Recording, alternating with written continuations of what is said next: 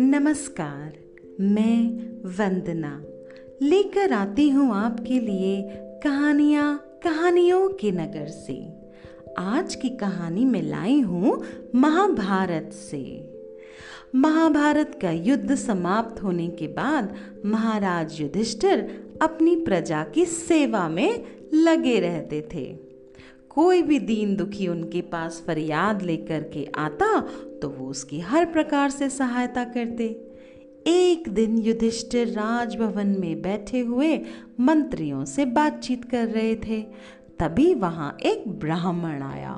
उसे मदद की जरूरत थी क्योंकि किसी दुष्ट ने उसकी गाय चुरा ली थी। बातचीत में व्यस्त होने के कारण महाराज युधिष्ठिर उसकी बात नहीं सुन पाए और उसे इंतजार करने के लिए कहा। युधिष्ठिर फिर किसी काम में व्यस्त हो गए और ब्राह्मण इंतजार करता रहा। पूरे दिन काम करने के बाद, मंत्रणाएं करने के बाद, आने जाने वाले लोगों से मिलने के बाद थके हारे जब युधिष्ठिर अपने कक्ष में जा रहे थे तो उन्होंने ब्राह्मण को देखा और ब्राह्मण से कहा, अब तो मैं काफी थक गया हूं, आप कल सुबह आइएगा, आपकी हर संभव मदद की जाएगी। ये कह के वो चले गए। ब्राह्मण को बड़ी निराशा हुई और जाते जाते उनकी मुलाकात भीम से हुई। भीम ने पूछा कि उन्हें क्या मुश्किल है। ब्राह्मण ने अपनी सारी आपबीती बताई और यह भी बताया कि महाराज युधिष्ठिर ने उन्हें कल आने को कहा है। ब्राह्मण की बात सुनकर भीम भी बहुत दुखी हुए और उन्हें भी महाराज युधिष्ठिर के व्यवहार से बहुत निराशा हुई। फिर उन्होंने कुछ सोचा और द्वारपाल को निर्देश दिया कि जाओ, ढोल नगाड़े बजवाओ। सब बड़े हैरान हुए पर उनकी आज्ञा का पालन हुआ। ढोल नगाड़ों की आवाज से महाराज युधिष्ठिर भी जाग गए और वो अपने कक्ष से बाहर निकल करके आए। उन्होंने पूछा भीम से, भीम, विजय के अवसर पर बजाए जाने वाले नगाड़े क्यों बजाए जा रहे हैं? हमारी सेनाओं ने किस शत्रु पर विजय प्राप्त कर ली है? भीम ने बड़ी नम्रता से उत्तर दिया, महाराज, किसी शत्रु ने हम पे कोई विजय प्राप्त नहीं की है।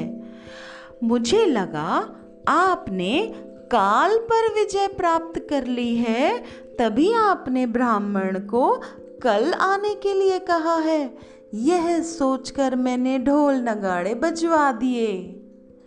महाराज युधिष्ठिर को अपनी गलती का आभास हुआ और उन्होंने ब्राह्मण की यथासंभव मदद की। बस इतनी सी थी ये कहानी। इस कथा का सार क्या है? दोस्तों, हमारे अंदर भी ये टाल मटोल की आदत बहुत बुरी है। अपनी इसी आदत के कारण हम कभी कभी अपने बनते हुए कामों को बिगाड़ देते हैं, जिससे कि हमारी भारी हानि हो जाती है और कभी कभी तो हम अपनी मंजिल में पहुंच भी नहीं पाते हैं। जिस व्यक्ति को यह टाल मटोल का रोग लग जाता है वो अपने जीवन में कभी भी अनेक काम नहीं कर सकता। उसके सारे काम अधूरे रह जाते हैं। टालने की आदत वाला मनुष्य परिस्थितियों का भी शिकार हो जाता है, जैसे उसका स्वास्थ्य खराब होना, मस्तिष्क की निर्बलता, पैसों की तंगी या और भी दूसरे कामों में परेशानी। हमें अपने कामों को ना टाल करके उन्हें अभी खत्म करना है। इसे हम कहते हैं प्रोकास्टिनेशन।